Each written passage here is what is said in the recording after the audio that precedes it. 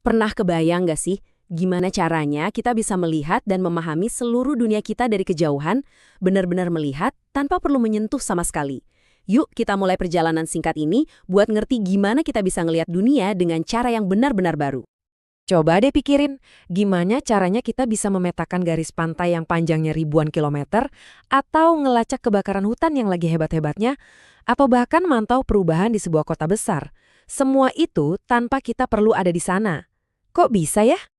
Nah, jawabannya itu ada di cara kita ngelihat planet ini dari sudut pandang yang beda banget. Sebuah perspektif baru dari atas yang ternyata bisa mengubah segalanya. Gini, intinya kita tuh bisa ngumpulin data super banyak tentang dunia kita tanpa perlu nyentuh sama sekali. Bayangin aja, kita bisa ngukur suhu laut dari luar angkasa atau ngitung jumlah pohon di hutan dari atas pesawat. Keren kan? Ide canggih kayak gini tentu ada namanya. Kita sebut ini penginderaan jauh atau yang dalam bahasa Inggris lebih dikenal sebagai remote sensing. Nah, inilah teknologi yang jadi jawaban dari pertanyaan kita di awal tadi. Oke, jadi apa sih sebenarnya penginderaan jauh itu? Yuk kita bedah bareng-bareng.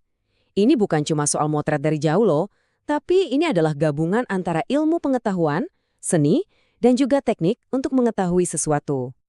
Nah, ini dia definisi resminya. Penginderaan jauh adalah ilmu, seni, dan teknik untuk memperoleh informasi tentang suatu objek, daerah, atau fenomena melalui analisis data yang diperolah dengan suatu alat tanpa kontak langsung dengan objek yang dikaji. Yes, kata kunci paling pentingnya ada di frasa tanpa kontak langsung itu.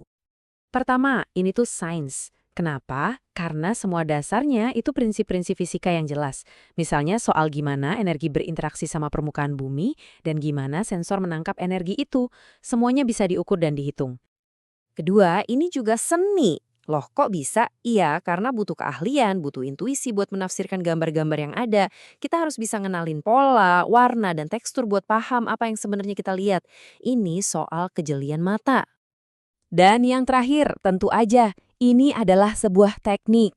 Karena ini semua butuh alat-alat dan metode yang spesifik, dari satelit yang mengorbit di atas sana, drone yang terbang rendah, sampai software canggih buat ngolah semua datanya. Oke, jadi kita udah punya nih gambarnya, datanya udah kekumpul, satelit udah ngirimin gambar-gambar keren. Terus emangnya ini semua artinya apa? Gimana caranya kita nerjemahin piksel-piksel ini jadi informasi yang berguna? Nah, disinilah bagian serunya dimulai. Kita bakal ngobrolin gimana caranya membaca gambar-gambar ini, mengubah data mentah jadi sebuah makna yang nyata. Kunci utamanya cuma satu kata, interpretasi. Inilah jembatan yang menghubungkan antara data yang kita kumpulkan dengan pemahaman yang kita dapatkan. Tanpa interpretasi, data ya cuma sekumpulan angka dan warna aja, nggak ada artinya. Gampangnya gini, interpretasi itu adalah proses buat ngenalin dan menilai objek-objek apa aja yang ada di sebuah gambar. Simpelnya, ini adalah kegiatan ngasih nama dan makna ke apa yang kita lihat dari atas. Tapi pertanyaannya, gimana persisnya cara kerjanya? Kok bisa sih para ahli ngelihat gambar satelit yang rumit banget, terus bilang, oh, itu ladang jagung yang subur, atau wah, di daerah sana ada potensi kekeringan?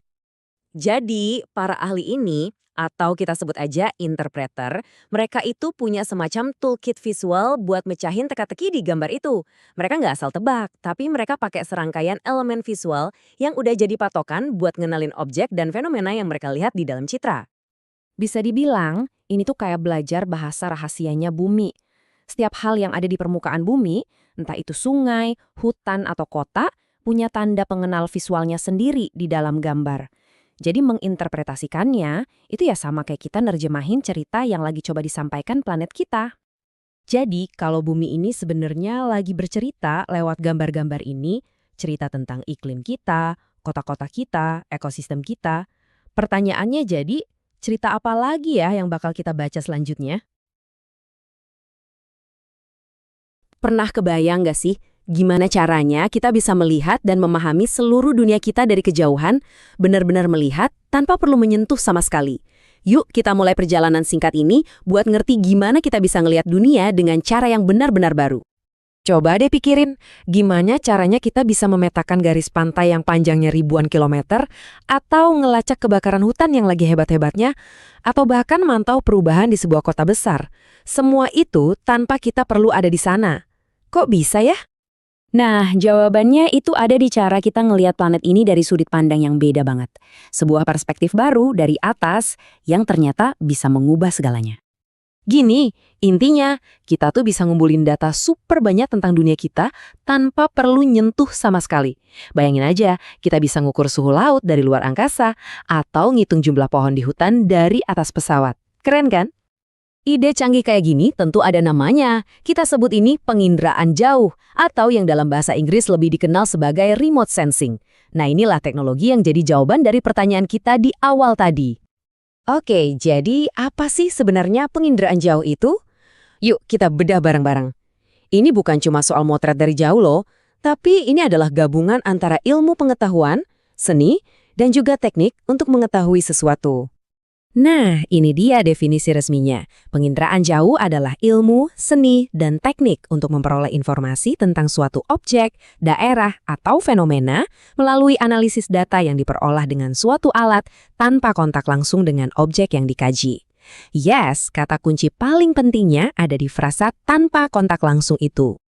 Pertama, ini tuh sains. Kenapa? Karena semua dasarnya itu prinsip-prinsip fisika yang jelas.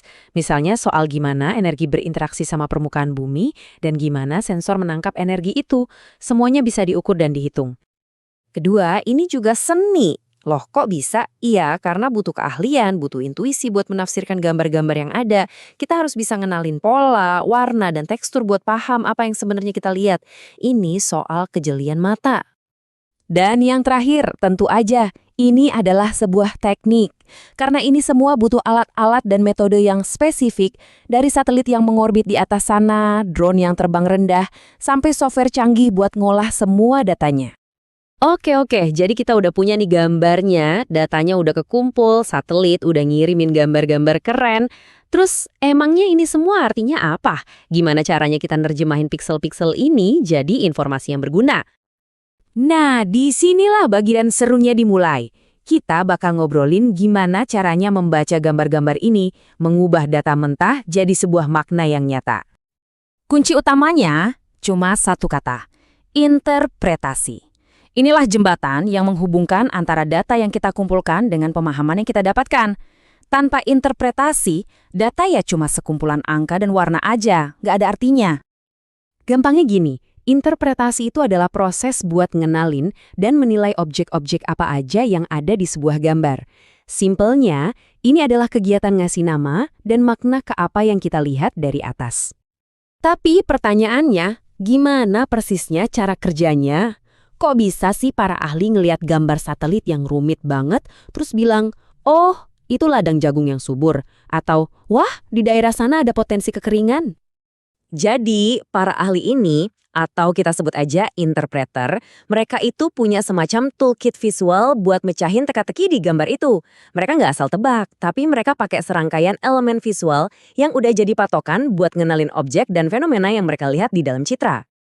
Bisa dibilang, ini tuh kayak belajar bahasa rahasianya bumi.